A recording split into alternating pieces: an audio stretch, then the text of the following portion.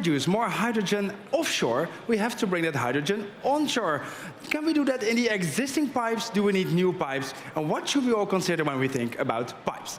Please welcome Bart Steuten of Strohm. Bart, good morning. Good morning. You're Good morning. product development manager at Strohm. Yes. You make pipes. What is so special about a tube for hydrogen? Can it be? Is it just the same tube I have at home for my natural gas, or is it a completely different thing? Depends on the application, of course. Are you onshore or offshore? But at home, you can use your existing gas pipes, polyethylene pipe, nylon pipes, works fine. That's also the beauty about hydrogen. We can introduce it in our natural gas network. But for onshore, it's a different ball game. You need a pipe that is easy to install, that's robust, and it has a long lifetime under a high and fluctuating pressure, and that can withstand hydrogen and does not degrade under hydrogen. And so it is prerequisites. Is it because of the hydrogen in the tube, or the sea and the seabed outside of the tube? It's both. It's both actually, because hydrogen in the tube can cause hydrogen embrittlement if you have steel as your main material, and that's amplified if you have fatigue stresses in a dynamic environment, which the sea is very dynamic. Then steel pipes are not the best solution, because hydrogen embrittlement will ultimately destroy your pipe. So you need a material that is capable of or that does not degrade under hydrogen as a fluid inside. And that's a composite material, does that. It has no fatigue, it has no, the hydrogen has no impact on the fatigue life and the design life of the pipe. And the other aspect of being offshore is that you need to be able to install the pipe. So a steel pipe is, we install steel pipes offshore, we build large, big trunk lines offshore. That's fine, it works for steel, these are static pipelines. But if you have to connect multiple wind turbines, or if you have to connect platforms, you want to have a more flexible solution that's easy to install. And that's what our pipe can do. Yeah. Okay, so this afternoon, René Peets of TNO, he's coming to explain to us we should have and probably will have much more offshore hydrogen production than we think right now, because of a variety of reasons. A few of those reasons are pipes are cheaper to install, faster to install, they are less bad for nature and environment, and we can recommission a lot of the existing pipes that we already have, and we can use them to store hydrogen because we need a lot of storage. With you, I want to go over all these arguments and see, are they true or not, and if so, what are the things we should think of? So first of all, the idea is first, do you agree we probably will have much more offshore hydrogen production than we think right now? I think we will do, yeah, because we will find out that offshore hydrogen production in the end will be cheaper than producing it onshore. It's more efficient. You directly generate hydrogen at the location where the energy is harvested, at the wind turbine or at your solar panel that's floating out there. So you need less energy conversion if you directly convert it to hydrogen at sea. So that's one aspect. The other aspect is indeed transportation is much more efficient. And do all these benefits offset the downside of building a huge gigalyzer onshore is cheaper than building smaller electrolyzers and build them on sea? Well, to build that gigalyzer offshore, you first need to get the electricity. So to build a gigalyzer onshore, you need to have the electricity onshore. And we know now that getting the electricity onshore is also not very cheap. You need also giga installations. TenneT is building these 2 gigawatt converter stations offshore. They need these large HVDC electrical cables to line. These are also gigantic constructions. So, and the beauty of the concept of doing it offshore is that you can do away with those platforms. You don't need them.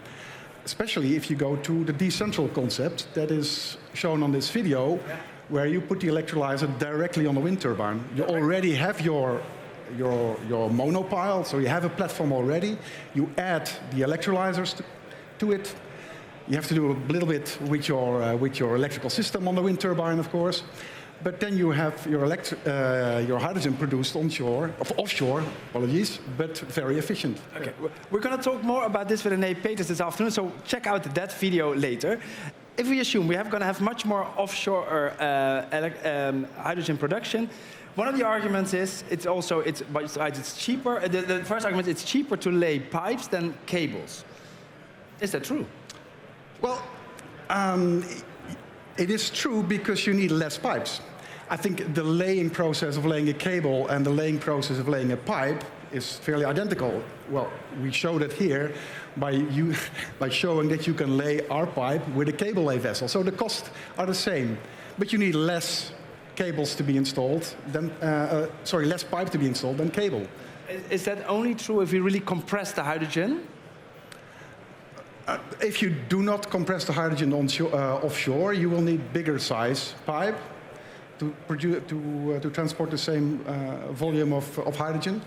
But the size is not really the determining factor in the cost. Yeah. Not in the installation. Okay, so that's cheaper than damage to the environment. If we dig things in the seabed, are pipes better than cables?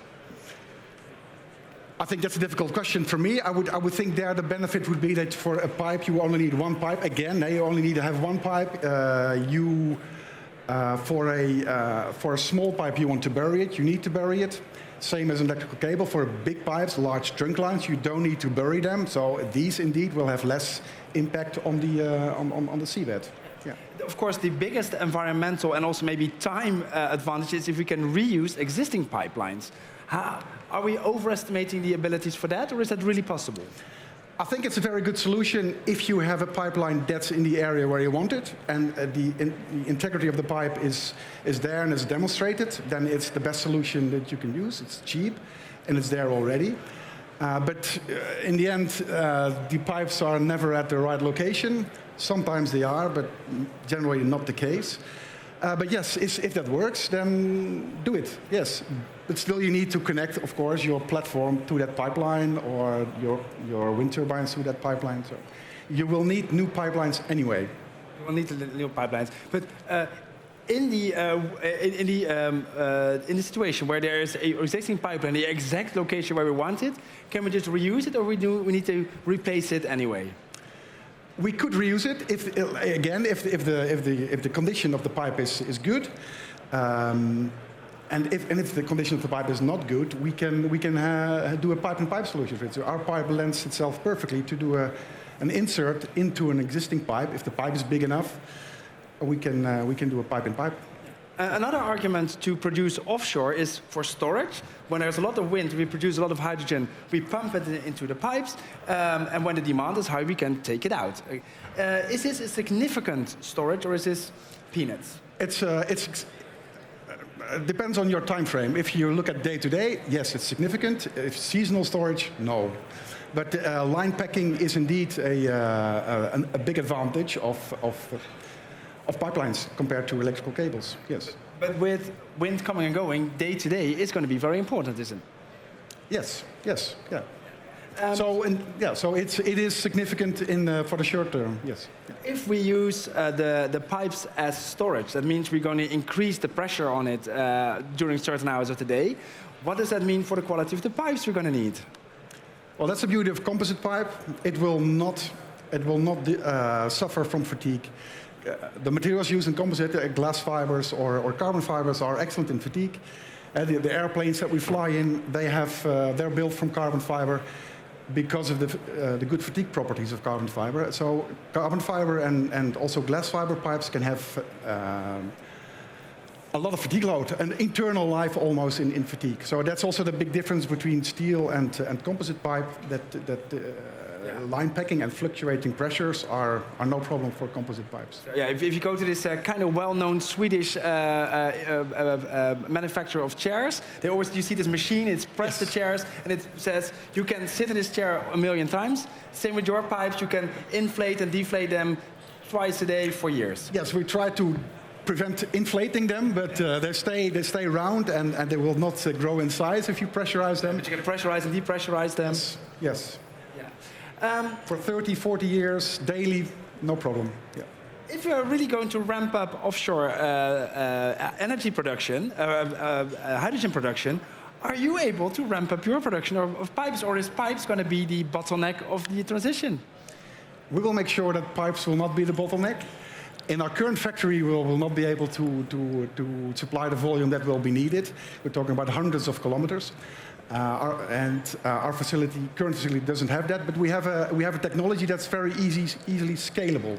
So we have a relatively low capex facility, so it's compared to what you would need to make steel pipe or other pipe types. So yes, we can easily scale up because we can build a factory with little investment and in a quick turnaround time. We estimate that it takes about a year to build a factory of ours that we need from start building to commissioning. Because we talk a lot about uncertainty in the market. We don't really know where it's going, and we have fluctuating policies in it. I heard possible owners of wind farms saying, well, we can adopt pretty fast, but in our value chain, our suppliers, we need to tell them in advance, because else we have a supply problem. For you as a supplier for crucial parts of the energy transition, how important is it for you to have a foresight of a year, 2 years, 5 years, 10 years where we're going, or uncertainty? Well, we are used to live with uncertainty. Where we come from, basically 10 years ago, we started with this pipe concept, introducing it into the oil and gas industry. We've been living a long time with the uncertainty of being accepted as a solution, because the quality criteria and the guarantee that you can offer as a client that your pipe will not fail made it that it took a very long time for us to build up trust in the industry to have this concept accepted. So we have to live with this uncertainty already for a long time, and I think we can prolong it a bit longer to the hydrogen space as well. We're simply providing the solutions that we have, counting on that it will pick up, because we believe in this, and I think everybody agrees that we should go to offshore hydrogen. So we need this kind of technology. But when it will happen, if it is next year or in 5 years or 10 years. Yeah, we hope the sooner the better, but the uncertainty is there. Yeah. Last week I was at the European Hydrogen Week in Brussels, where we talked about the European hydrogen backbone, and they showed this map of pipes under the North Sea to connect all the countries around the North Sea as a vital part of the European hydrogen backbone. Should it be your pipes? Well, if that's the same graphic that also shows the wind parks that were alongside that pipeline, our pipes will connect the wind farms and the platforms to this large offshore backbone. I don't see our pipe as that backbone, because it will be a very large size pipe, 30, 40 inch. Our pipe technology is a bit smaller than that. We go to 8 inch at the moment. So it's perfectly suitable for to connect platforms, to connect wind farms, but for an offshore backbone, it's unfortunately a bit too small.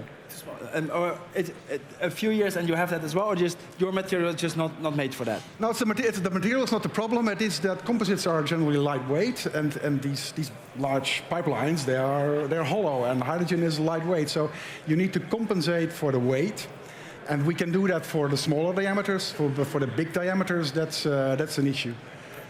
So we think that steel there provides, because these backbones, these are static pipelines, right? They are there, they are always under pressure. So that's perfect, that works with steel. But the tie-ins, I see that happening, that this will be our pipe. More your pipe. Okay, well, a body with a backbone with no other bones is not a useful body, so I hope you will provide some of the useful bones next to the backbone. Yes. Thank you so much for this.